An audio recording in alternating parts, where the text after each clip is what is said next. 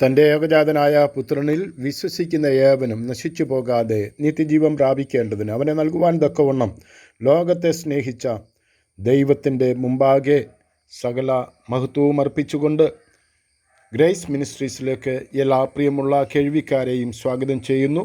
അതോടൊപ്പം തന്നെ ഞങ്ങളുടെ സ്നേഹവും വന്ദനവും കർത്താവിൽ അറിയിക്കുകയാണ്. ക്രിസ്തു സുവിശേഷങ്ങളിൽ എന്ന പഠനത്തിൽ നാം ഇന്ന് യോഹന്നാൻ്റെ സുവിശേഷം 7-ാം അധ്യായത്തിൻ്റെ 37 മുതലുള്ള വാക്യങ്ങളാണ് വായിക്കുന്നത്. ഈ ഭാഗം വളരെ പ്രസിദ്ധമാണ്, അനേക പ്രാവശ്യം എൻ്റെ കേൾവിക്കാർ കേട്ടിട്ടുള്ളതുമാണ്. ആകയാൽ ഞാൻ നിങ്ങളുടെ ശ്രദ്ധയെ വളരെ ഗൗരവമായി തന്നെ അതിലേക്ക് ക്ഷണിക്കുകയാണ്. എന്തുകൊണ്ടെന്നാൽ ഇവിടെ പറഞ്ഞിരിക്കുന്ന ഈ പ്രമേയം, ഈ വിഷയം, ഈ വസ്തുത ഓരോ വ്യക്തികളും ഉൾക്കൊള്ളേണ്ടതുണ്ട്.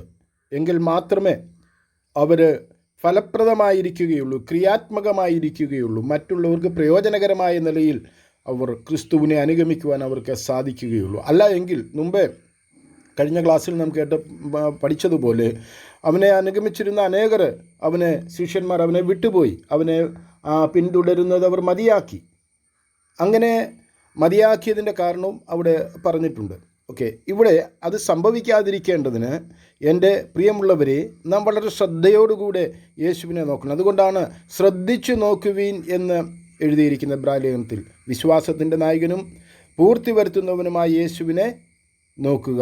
അവിടെ ശ്രദ്ധയോടെ നോക്കേണ്ടതുണ്ട്. നാം സ്വീകരിച്ചു പറയുന്ന മഹാപുരോഹിതനും അപ്പോസ്തലനുമായ യേശുവിനെ ശ്രദ്ധിച്ചു നോക്കുക. ഇവിടെ വളരെ ശ്രദ്ധയുണ്ടായിരിക്കണം. യേശുവിനെ അറിയുക, ജീവിതത്തിൻ്റെ ഒരു ടൈം ടേബിളാക്കി തീർത്തുകൊണ്ട് മുൻപോട്ട് പോകേണ്ടതുണ്ട്. ആയതിനായിട്ട് ദൈവത്തിൻ്റെ പരിശുദ്ധാത്മാവ് ഏവരെയും പ്രാപ്തിപ്പെടുത്തട്ടെ എന്ന് പ്രാർത്ഥിച്ചുകൊണ്ട് ആ വാക്യങ്ങളിലേക്ക് കടന്നു പോവുകയാണ്. അവിടെ ഇങ്ങനെയാണ് വായിക്കുന്നത്: ഉത്സവത്തിൻ്റെ മഹാദിനമായ ഒടുക്കത്തെ നാളിൽ യേശു നിന്നുകൊണ്ട്, ദാഹിക്കുന്നവനെല്ലാം എൻ്റെ അടുക്കൽ വന്ന് കുടിക്കട്ടെ, എന്നിൽ വിശ്വസിക്കുന്നവൻ്റെ ഉള്ളിൽ നിന്ന് തിരുവെഴുത്ത് പറയുന്നത് പോലെ ജീവജലത്തിൻ്റെ നദികൾ ഒഴുകും എന്ന് വിളിച്ചു പറഞ്ഞു. അവൻ ഇത് തന്നിൽ വിശ്വസിക്കുന്നവർക്ക് ലഭിപ്പാനുള്ള ആത്മാവിനെക്കുറിച്ചാകുന്നു പറഞ്ഞത്. യേശു അന്ന് തേജസ്കരിക്കപ്പെട്ടിട്ടില്ലായകയാൽ ആത്മാവ് വന്നിട്ടില്ലായിരുന്നു. ഇവിടെ പറഞ്ഞിരിക്കുന്ന ഉത്സവം കൂടാര പെരുന്നാൾ ആയിരുന്നു എന്ന് ആദ്യ ഭാഗത്ത് എൻ്റെ 2 വാക്യത്തിൽ നാം വായിക്കുകയുണ്ടായി. ആ കൂടാര പെരുന്നാളിൻ്റെ ഒടുക്കത്തെ ആ ഉത്സവത്തിൻ്റെ മഹാദിനമായ ഒടുക്കത്തെ നാൾ. അപ്പോൾ ഉത്സവത്തിൻ്റെ മഹാദിനമാണത്, അതിൻ്റെ ക്ലൈമാക്സാണ്. ആ മഹാദിനം 7-ാം അവിടെ നാം അതിനെക്കുറിച്ച് വായിക്കുമ്പോൾ, ഭൂമിയുടെ ഫലം ശേഖരിച്ച ശേഷം 7-ാം മാസം 15-ാം തീയതി യഹോവയ്ക്ക് ഉത്സവം ആചരിക്കണം. 7 ദിവസം ഉത്സവം ആചരിക്കണം. ആദ്യ ദിവസം വിശുദ്ധ സ്വസ്ഥത, 8-ാം ദിവസവും വിശുദ്ധ സ്വസ്ഥത. ആദ്യ ദിവസം ഭംഗിയുള്ള വൃക്ഷങ്ങളുടെ ഫലവും ഈന്തപ്പനയുടെ കുരുത്തോലയും തഴച്ചിരിക്കുന്ന വൃക്ഷങ്ങളുടെ കൊമ്പും ആറ്റലരിയും എടുത്തുകൊണ്ട് നിങ്ങളുടെ ദൈവമായ യഹോവയുടെ സന്നദ്ധിയിൽ 7 ദിവസം സന്തോഷിക്കണം. 7 ദിവസം സന്തോഷിക്കണം. നോക്കുക, ആ സന്തോഷകരമായിരിക്കുന്ന ഒരു പെരുന്നാളാണത്. 7 ദിവസം എങ്ങനെ സന്തോഷിക്കണമെന്ന് നാം വായിച്ചു കേട്ടത്. അങ്ങനെ സന്തോഷിച്ചു. 8-ാമത്തെ ദിവസം, 1-ാമത്തെ ദിവസവും 8-ാമത്തെ ദിവസവും വിശുദ്ധ സ്വസ്ഥതയായിരിക്കണം എന്നതാണ്. ആ ഉത്സവത്തിൻ്റെ മഹാദിനമായ ഒടുക്കത്തെ നാളിൽ നിന്നുകൊണ്ട്. അപ്പോൾ ഈ ഒടുക്കത്തെ നാൾ എന്ന് പറയുന്നത് സ്വസ്ഥത എന്ന് പറയുന്ന 8-ാമത്തെ ദിവസമല്ല, 7-ാമത്തെ ദിവസമാണ് എന്ന് ഈ ലേവ്യ പുസ്തകത്തിൽ നിന്ന്, അതിൻ്റെ നാം മുമ്പേ വായിച്ച വേദഭാഗത്ത് നിന്ന് മനസ്സിലാകും. ആദ്യ ദിവസം ഭംഗിയുള്ള വൃക്ഷങ്ങളുടെ ഫലവും ഈന്തപ്പനയുടെ കുരുത്തോലയും തഴച്ചിരിക്കുന്ന വൃക്ഷങ്ങളുടെ കൊമ്പും ആറ്റലരിയും എടുത്തുകൊണ്ട് നിങ്ങളുടെ ദൈവമായ യഹോവയുടെ സന്നദ്ധിയിൽ 7 ദിവസം സന്തോഷിക്കണം. 8-ാം ദിവസം അവർ സ്വസ്ഥമായിരിക്കണം. അവർ ആയിരിക്കുന്ന ഇടങ്ങളിൽ സ്വസ്ഥമായിരിക്കണം.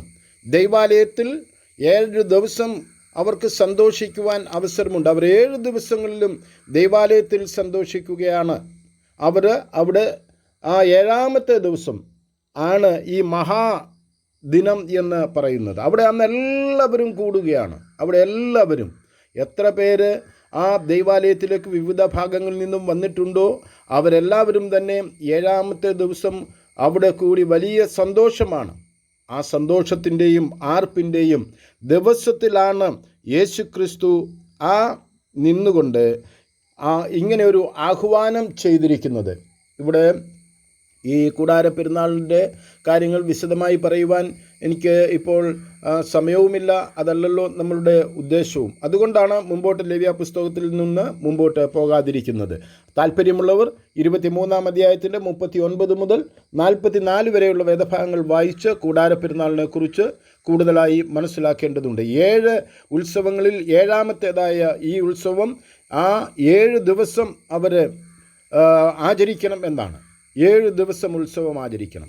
7ാമത്തെ ദിവസമാണ് ആ ഉത്സവത്തിൻ്റെ മഹാദിനം, അതിൻ്റെ ഒടുക്കത്തെ നാൾ എന്ന് പറഞ്ഞിരിക്കുന്നത്. അതുകൊണ്ട് ഇവിടെ നാം വളരെ വ്യക്തമായി മനസ്സിലാക്കുക, സന്തോഷത്തിൻ്റെ മൂർധന്യാവസ്ഥയാണ് 7ാമത്തെ ദിവസം. അവിടെ വലിയ ജയോത്സവവും ആർപ്പും ദൈവത്തിൻ്റെ നന്മകളെക്കുറിച്ചുള്ള പ്രകീർത്തനങ്ങളും കൊണ്ട് മുഖരിതമായിരിക്കുന്നിടത്താണ് യേശു നിന്നുകൊണ്ട് ഇങ്ങനെ പ്രഖ്യാപിച്ചത്: ദാഹിക്കുന്നവനെല്ലാം എൻ്റെ അടുക്കൽ വന്ന് കുടിക്കട്ടെ, ദാഹിക്കുന്നവനെല്ലാം എൻ്റെ അടുക്കൽ വന്ന് കുടിക്കട്ടെ, എന്നിൽ വിശ്വസിക്കുന്നവൻ്റെ ഉള്ളിൽ നിന്ന് തിരുവെഴുത്ത് പറയുന്നത് പോലെ ജീവജലത്തിൻ്റെ നദികൾ ഒഴുകും എന്ന് വിളിച്ചു പറഞ്ഞു. ഇത് വളരെ ഉച്ചത്തിൽ യേശു അവരോട് സംസാരിക്കുകയാണ്. ദാഹിക്കുന്ന ഏവനും എൻ്റെ അടുക്കൽ വരുവീൻ. അവിടെ ഈ കൂടാര പെരുന്നാൾ ആചരിക്കുമ്പോൾ അവർക്ക് വലിയ സന്തോഷം അവിടെ അവർക്ക് ഉണ്ട്. എങ്കിലും അവരുടെ ഉള്ളിൽ അവർക്ക് സംതൃപ്തമില്ലാത്ത അവസ്ഥയുണ്ട്. കാരണം അവർ ജീവനുള്ള സത്യദൈവത്തെ അനുസരിക്കാതെ അവരുടെ വചനം, അവർക്ക് നൽകിയ വചനത്തെ അവർ അംഗീകരിക്കുകയോ അനുസരിക്കുകയോ ചെയ്യാതെ ദൈവത്തിന് പുറം തിരിഞ്ഞു നിൽക്കുന്നതിനാൽ അവരുടെ ഉള്ളിലുണ്ടായിരിക്കുന്ന ശൂന്യാവസ്ഥയാണ് ഈ അസംതൃപ്തിക്ക് കാരണം. അവിടെ അവർ ദൈവാലയത്തിലാണെങ്കിലും തൃപ്തിയല്ല എന്നുള്ളതാണ്, സംതൃപ്തിയില്ല എന്നുള്ളതാണ് ഒരു വിഷയം. അത് അവരാരോടും പറയുന്നില്ല. എങ്കിലും ഇത് കർത്താവിന് വളരെ വ്യക്തമായിട്ടറിയാം. കൂടി വരുന്നവരുടെ ആന്തരികമായ സ്ഥിതി എന്താണെന്ന് യേശു ക്രിസ്തുവിന് വ്യക്തമായി അറിയാവുന്നതാണ്. അതുകൊണ്ടാണ് അവരോട് പറഞ്ഞത്, നിങ്ങൾ ദാഹിക്കുന്നവൻ, നിങ്ങൾ ദാഹത്തോടു കൂടിയായിരുന്നോ ഇവിടേക്ക് വന്നത്? ആ ദൈവാലയത്തിലേക്ക് വരുമ്പോൾ ദൈവത്തെ അറിയുവാനും ദൈവത്തിന് കൂടുതൽ സമർപ്പിതരാകുവാനും ആയിട്ട് അല്ല അവരവിടെ വന്നിരിക്കുന്നത്. പിന്നെയോ അവരുടെ പ്രമാണത്തിൽ ഇങ്ങനെ പറഞ്ഞിട്ടുണ്ട്. അതുകൊണ്ട് അവർ ആ ദൈവാലയത്തിലേക്ക് വന്നു. അതിൻ്റെ അന്തർലീനമായിരിക്കുന്ന ആന്തരികമായിരിക്കുന്ന വസ്തുതയൊന്നും മുഖവിലയ്ക്ക് പോലും എടുക്കാതെയാണ് അവർ ബാഹ്യമായിരിക്കുന്ന ഈ അനുഷ്ഠാനം അനുഷ്ഠിച്ചു കൊണ്ടിരുന്നത് എന്നതാണ്. അതുകൊണ്ട് ആണ് അവർക്ക് സംതൃപ്തിയില്ലാതെ അവർ ആയിരുന്നത്.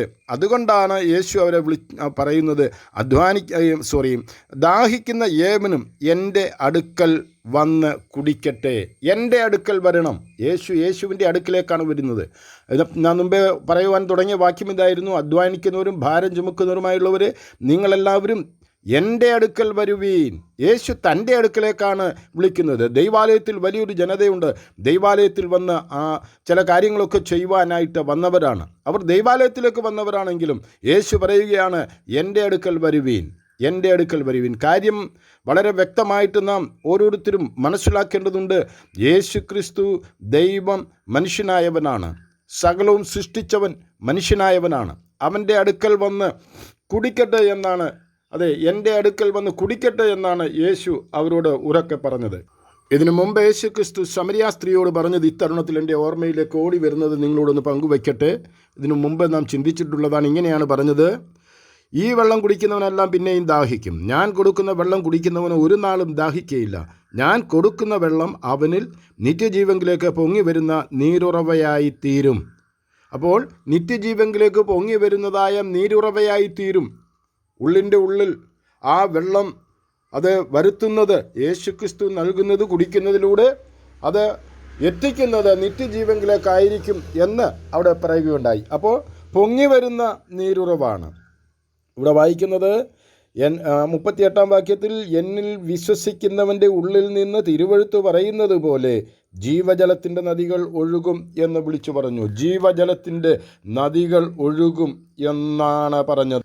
കുടിക്കട്ടെ എന്ന് പറഞ്ഞിരിക്കുന്നത് ഇവിടെ എന്നിൽ വിശ്വസിക്കുന്നവൻ്റെ ഉള്ളിൽ നിന്നാണ്. കുടിക്കുക എന്നുള്ളതിന് വളരെ വ്യക്തമായി പറഞ്ഞു വിശ്വസിക്കുന്നവൻ്റെ ഉള്ളിൽ നിന്ന്. വിശ്വസിക്കുക. ഇവിടെ വിശ്വസിക്കുക എന്ന പദത്തെ ഞാൻ ഇങ്ങനെ സംക്ഷിപ്തമായി പറഞ്ഞു പോകാം. അതൊരു തുടർമാനമായിരിക്കുന്ന അവസ്ഥയാണ് കാണിക്കുന്നത്. വിശ്വസിക്കുന്ന. അപ്പോൾ പ്രിയമുള്ളവരെ, ഒരിക്കലെന്തെങ്കിലും യേശു പറഞ്ഞത് ശരിയാണെന്ന് സമ്മതിച്ചു എന്നുള്ളതല്ല കാര്യം. പിന്നെയോ അവനിൽ വിശ്വസിക്കുന്ന ആ അവസ്ഥയാണ്.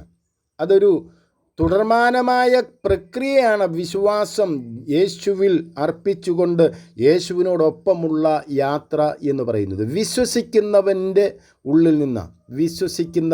ഞാൻ ആവർത്തിച്ചു പറഞ്ഞത് എന്തിനാണെന്ന് ചോദിച്ചാൽ, നിങ്ങൾ നിങ്ങളുടെ വിശ്വാസത്തിൽ ഇരിക്കുന്നുവോ എന്ന് നിങ്ങളെ തന്നെ പരിശോധിച്ച് നോക്കേണ്ടത് അനിവാര്യമാണ്. പൗലോസ് പറയുന്നത് ഞാൻ വിശ്വാസം കാത്തു എന്നാണ്. അപ്പോൾ യേശുക്രിസ്തു പറയുന്നു, എൻ്റെ അടുക്കൽ വന്ന് എന്നിൽ വിശ്വസിക്കുന്നവൻ്റെ ഉള്ളിൽ നിന്നാണ്, അവൻ്റെ ഉള്ളിൽ നിന്ന്. അപ്പോൾ തുടർമാനമായിരിക്കുന്ന വിശ്വാസത്താൽ മുന്നേറുന്നവൻ്റെ ഉള്ളിൽ ഒരു പരിവർത്തനമുണ്ടാകുന്നു. നിത്യജീവങ്കിലേക്ക് ഒരു നീരുറവ് പൊങ്ങി വരുന്നു എന്ന് മാത്രമല്ല, അത് പുറത്തേക്ക് ഒഴുകുകയും ചെയ്യും. ജീവജലത്തിൻ്റെ നദികൾ ഒഴുകും എന്നാണ്. ആ വ്യക്തിയിൽ നിന്ന് മറ്റുള്ളവരിലേക്ക് എത്തിച്ചേരുന്നത് ജീവൻ്റെ ഒഴുക്കായിരിക്കും. അതാണ് സമൃദ്ധിയായ ജീവൻ. ഞാൻ നിങ്ങൾക്ക് ജീവൻ ഉണ്ടാകേണ്ടതിനും സമൃദ്ധിയായി ഉണ്ടാകേണ്ടതിനും അത്രേ വന്നിരിക്കുന്നതെന്ന് യേശു പറയുകയുണ്ടായല്ലോ. അപ്പോൾ ഈ സമൃദ്ധിയായ ജീവനാണ് ഇവിടെ മറ്റുള്ളവരിലേക്ക് എത്തുന്നത്, ഒഴുകിച്ചെല്ലുകയാണ് ഉള്ളിൽ. ഇതാർക്ക് തടഞ്ഞു നിർത്തുവാൻ സാധിക്കുന്ന കാര്യമല്ല. അതെ, വിശ്വസിക്കുന്നവൻ്റെ ഉള്ളിൽ നിന്നും ഒഴുകുകയാണ്. ഒരു നീരുറവ അത് പൊങ്ങി വന്നു പുറത്തേക്കൊഴുകുന്നു. അത് മറ്റുള്ളവരിലും യേശുവിൻ്റെ അടുക്കിലേക്ക് വന്ന് അവനിൽ വിശ്വസിക്കുവാൻ തക്ക നിലയിൽ പ്രവർത്തിച്ചു കൊണ്ടിരിക്കും എന്നുള്ളതാണ്. എന്നിൽ വിശ്വസിക്കുന്നവൻ്റെ ഉള്ളിൽ നിന്ന് തിരുവെഴുത്ത് പറയുന്നത് പോലെ ജീവജലത്തിൻ്റെ നദികൾ ഒഴുകും. ജീവജലത്തിൻ്റെ നദികൾ തിരുവെഴുത്ത് പറയുന്നത് പോലെ എന്നാണ്. അത് തിരുവെഴുത്ത് അങ്ങനെ പറഞ്ഞിട്ടുണ്ട്. ഇപ്പോൾ ഏത് ഭാഗമാണ് എവിടെയാണ് എന്ന് തിരിഞ്ഞു നോക്കുവാൻ ഞാൻ സമയമെടുക്കുന്നില്ല.